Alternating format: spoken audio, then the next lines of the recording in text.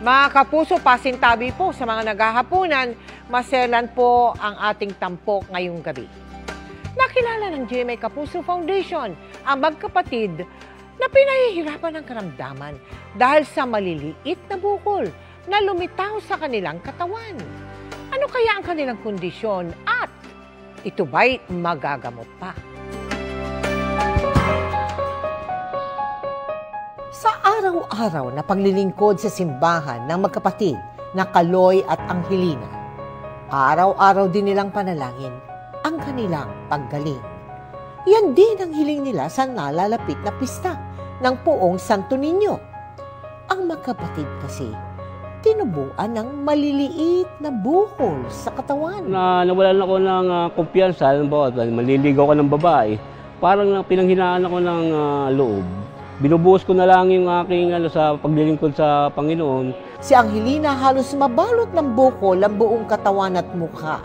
Kahit ganito pong kondisyon po, ako po may hanap buhay. Dahil sa kanilang kondisyon, hindi na sila nagkaroon pa ng sariling pamilya. Hinala nila na mana nila ito sa kanilang ama na may ganito ring kondisyon.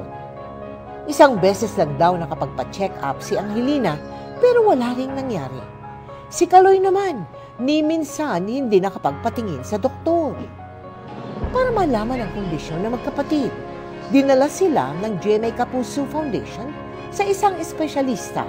Sila ay merong neurofibromatosis, isang uri ng sakit kung saan nagkakaroon ng iba't ibang mga bukol sa iba't ibang parte ng katawan.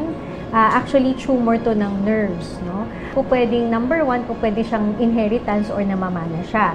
Another way naman, this is due to spontaneous mutation. Wala pareho yung magulang niya, nagkaroon siya bigla ng mutation. At present, wala talagang treatment for neurofibromatosis. Pwede naman tanggalin ito, inooperahan naman natin. Dahil siya ay tumors of the nerves, may possibility pa rin bumalik. Nakatakda silang operahan sa susunod na linggo.